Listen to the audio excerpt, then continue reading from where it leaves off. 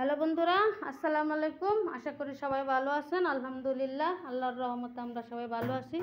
দেখেন ঘরের অবস্থা, একটু একটু দেরিতে ঘুম থেকে উঠলে দেখেন এই যে সবাই নাস্তা করছে। দেখেন টেবিলের অবস্থা, কাপ চা খায়া কাপের আবার উপতা করে রাখছে, বুঝছেন?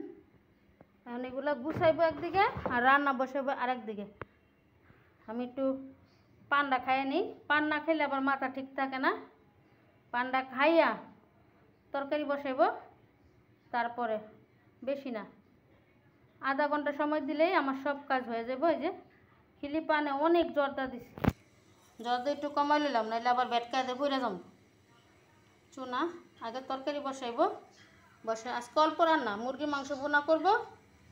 ছুটির দিন সবাই বাসায়, মুরগির মাংস ভুনা করব, ডাল আছে ফ্রিজে, আর মাছ ভাজি করব। এই দেখ মন্টু মুরগির কলিজা খাইছে, খায় এখন হাত পা চাটতাছে।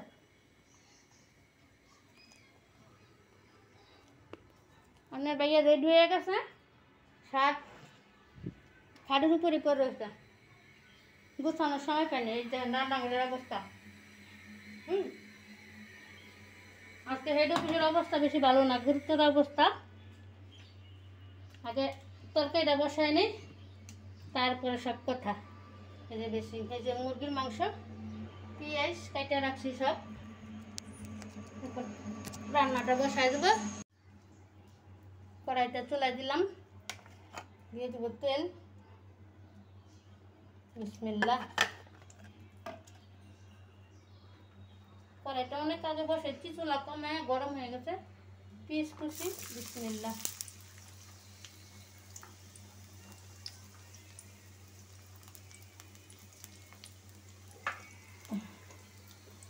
পিসটা লাল হোক। একা একা বউ গেছে বাপের বাড়ি, বড় ছেলের বউ, নাহলে ওই কুটা বাইটা সব দেয়, আমি শুধু রান্না করি। সেজন্য অভ্যাসটা পরিবর্তন হয়ে গেছে, তো সেজন্য একটু কাজে ঝামেলা হইতেছে।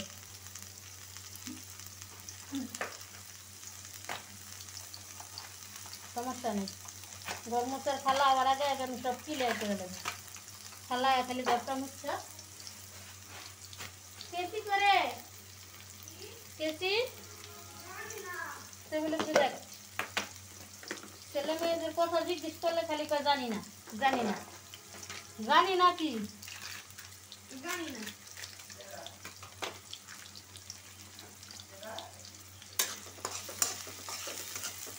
পেঁয়াজটা নরম হয়ে গেছে,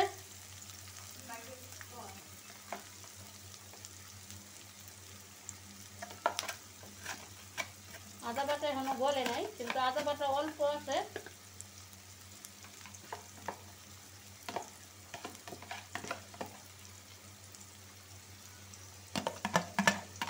এটা তো ঢুকাতে হয়ে যাব। আদা 200 টাকা কেজি, পেঁয়াজ হয়ে গেছে 100 টাকা। বুঝতে এখন তার কোরবানি ঈদ না যে মশলার এত দাম বাড়লো।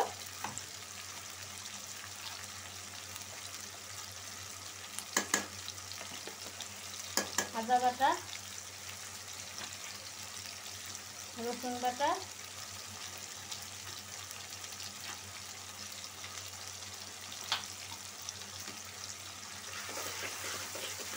একটু ভাজা ভাজা করে দিই, যাতে কাঁচা গেরানটা চলে যায়। লবণ দিয়ে নিই যাতে না শুইতে, দিয়ে দিলাম লবণ।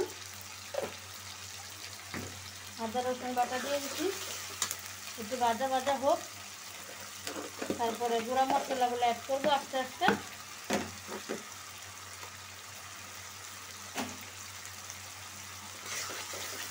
এত বৃষ্টি হইতেছে, এত কিছু, তারপরে গরম কিন্তু কমতেছে না, প্রচণ্ড গরম, প্রচণ্ড গরম। হলুদের গুঁড়া,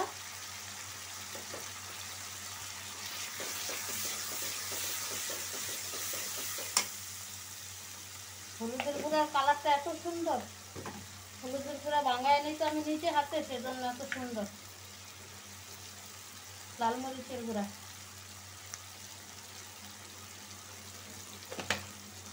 ব্রয়লার মুরগি তো একটু জাল জাল না হলে ভালো লাগবে না। সেজন্য দিয়ে দিলাম একটু বেশি করে।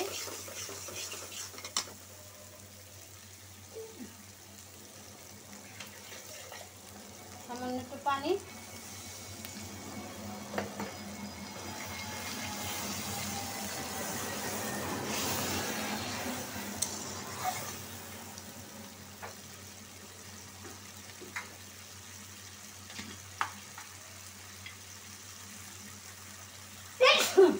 এই যে জিরা গুঁড়া,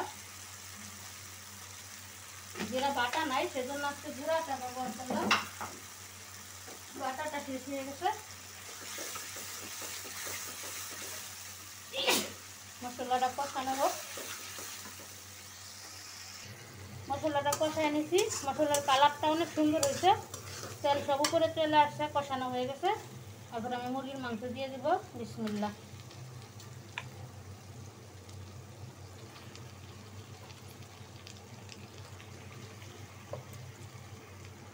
মুরগির মাংস রান্না করলে আমি বেশি করেই রান্না করি, কারণ ছেলেরা গরুর মাংস খায় না, তো মুরগির মাংস পছন্দ করে।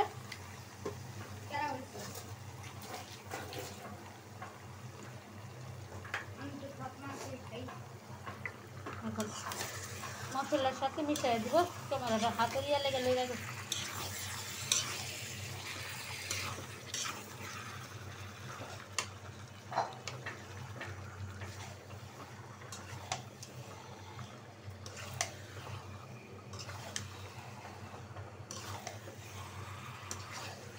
এখন মাংসতে অতিরিক্ত পানিটা আছে, এটা বেরিয়ে যাব। আমি ওইদিকে কাজটি সারা নেই। আমার তরকারিটা কষানো হয়ে গেছে। দেখেন, আজকে কোনো আলু ব্যবহার করি নাই।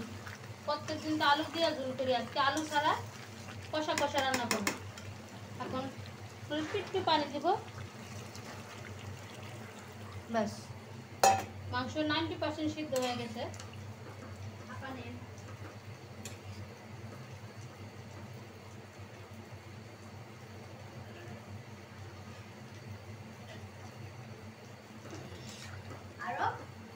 চুলাটা পুরা বাড়াই দিছি, এখন হয়ে যাব। আর 10 মিনিট অপেক্ষা করি আমরা।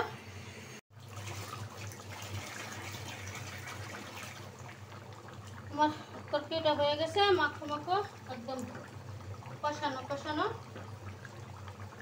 এখন নামাই নিব। এই যে তরকারির কালারটা কিন্তু হেবি সুন্দর আসছে।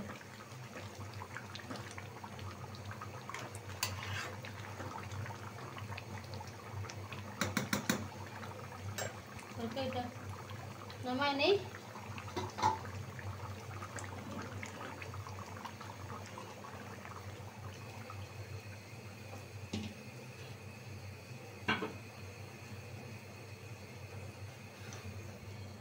মা দেখছেন ক্যামেরার ভিতরে কিভাবে আগুন জ্বলতাছে।